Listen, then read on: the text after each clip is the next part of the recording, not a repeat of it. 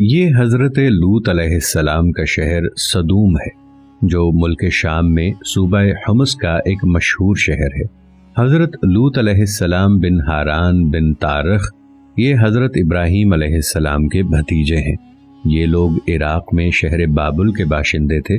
پھر حضرت ابراہیم علیہ السلام وہاں سے ہجرت کر کے فلسطین تشریف لے گئے اور حضرت لوط علیہ السلام ملک شام کے ایک شہر اردن میں مقیم ہو گئے، اور اللہ تعالیٰ نے آپ کو نبوت عطا فرما کر صدوم والوں کی ہدایت کے لیے بھیجا۔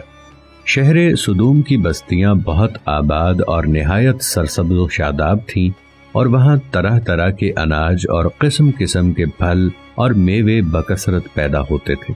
شہر کی خوشحالی کی وجہ سے اکثر جا بجا کے لوگ مہمان بن کر ان آبادیوں میں آیا کرتے تھے، اور شہر کے لوگوں کو ان مہمانوں کی مہمان نوازی کا بار اٹھانا پڑتا تھا۔ اس لیے اس شہر کے لوگ مہمانوں کی آمد سے بہت ہی کبیدہ خاطر اور تنگ ہو چکے تھے، مگر مہمانوں کو روکنے اور بھگانے کی کوئی صورت نظر نہیں آ رہی تھی۔ اس ماحول میں ابلیس لعین ایک بوڑھے کی صورت میں نمودار ہوا اور ان لوگوں سے کہنے لگا کہ اگر تم لوگ مہمانوں کی آمد سے نجات چاہتے ہو تو اس کی تدبیر یہ ہے کہ جب بھی کوئی مہمان تمہاری بستی میں آئے تو تم لوگ زبردستی اس کے ساتھ بدفعلی کرو۔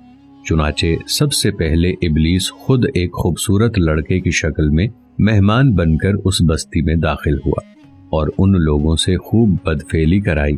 اس طرح یہ فعل بد ان لوگوں نے شیطان سے سیکھا۔ پھر رفتہ رفتہ اس برے کام کے یہ لوگ اس قدر عادی بن گئے کہ عورتوں کو چھوڑ کر مردوں سے اپنی شہوت پوری کرنے لگے۔ چنانچہ حضرت لوط علیہ السلام نے ان لوگوں کو اس فعل بد سے منع فرماتے ہوئے اس طرح واز فرمایا۔ پارہ 8 سورۃ الاعراف آیت 80-81۔ اپنی قوم سے کہا، کیا وہ بے حیائی کرتے ہو جو تم سے پہلے جہان میں کسی نے نہ کی؟ تم تو مردوں کے پاس شہوت سے جاتے ہو عورتیں چھوڑ کر، بلکہ تم لوگ حد سے گزر گئے۔ حضرت لوط علیہ السلام کے اس اصلاحی اور مصلحانہ واز کو سن کر ان کی قوم نے نہایت بے باکی کی اور انتہائی بے حیائی کے ساتھ کہا۔ اس کو قرآن کی زبان میں اس طرح بیان فرمایا گیا، پارہ 8 سورۃ الاعراف آیت 82۔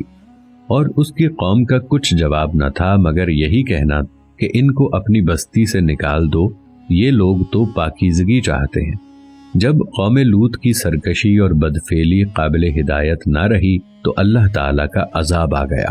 چنانچہ حضرت جبرائیل علیہ السلام چند فرشتوں کو ہمراہ لے کر آسمان سے اتر پڑے۔ پھر یہ فرشتے مہمان بن کر حضرت لوط علیہ السلام کے پاس پہنچے، اور یہ سب فرشتے بہت ہی حسین اور خوبصورت لڑکوں کی شکل میں تھے۔ ان مہمانوں کے حسن و جمال کو دیکھ کر اور قوم کی بدکاری کا خیال کر کے حضرت لوط علیہ السلام بہت فکر مند ہوئے۔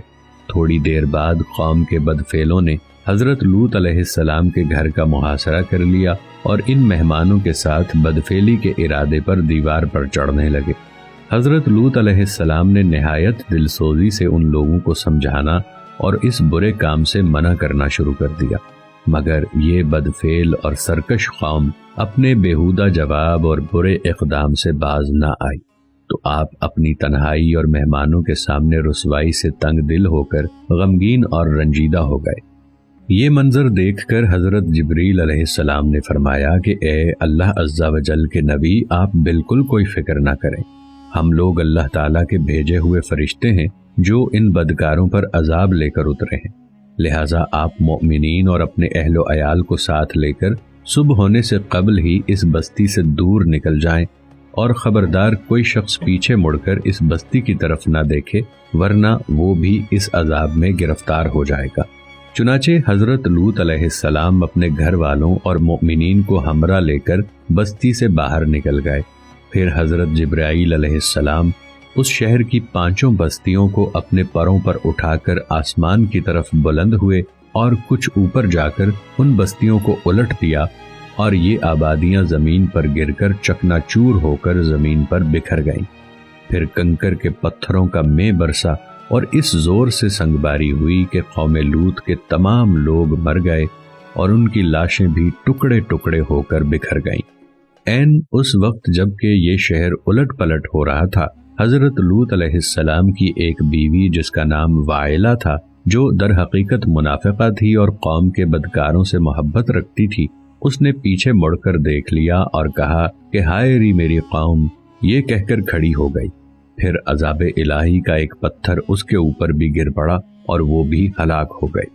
چنانچہ قرآن مجید میں حق تعالیٰ کا ارشاد ہے، پارہ 8 سورۃ الاعراف آیت 83-84، تو ہم نے اسے اور اس کے گھر والوں کو نجات دی، مگر اس کی عورت وہ رہ جانے والوں میں ہوئی، اور ہم نے ان پر ایک مے برسایا، تو دیکھو کیسا انجام ہوا مجرموں کا۔ جو پتھر اس قوم پر برسائے گئے وہ کنکروں کے ٹکڑے تھے، اور ہر پتھر پر اس شخص کا نام لکھا ہوا تھا جو اس پتھر سے ہلاک ہوا۔